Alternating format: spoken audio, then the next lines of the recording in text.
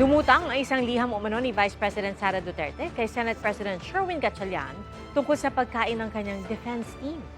Nakasaad po dito ang hiling na sagutin ng Senado ang gastos sa pagkain ng defense team, ng staff at mga testigo habang gumugulong ang impeachment trial.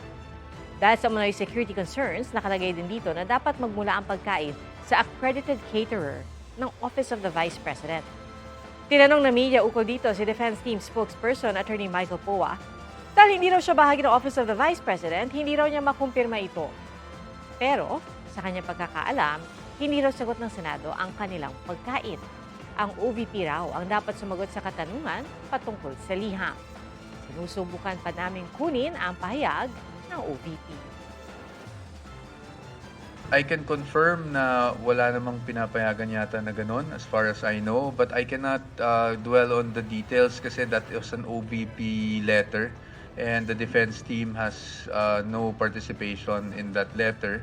So baka best directed to the Office of the Vice President kasi hindi naman kami kasama dun sa pagpupulong. Kinumpirma naman ni Senator Panfilo Lacson ang naturang sulat. Ang kay Lacson, hindi niya ito nasuportahan o masuportahan dahil posibleng magkaroon ito ng paglabag sa Government Procurement Law. May sarili raw caterer ang Senado na dumaan sa regular na bidding. Ang kay Lacson, ang hiling na gamitin at bayaran ng Senado ang caterer ng OVP ay masasabing questionable at irregular.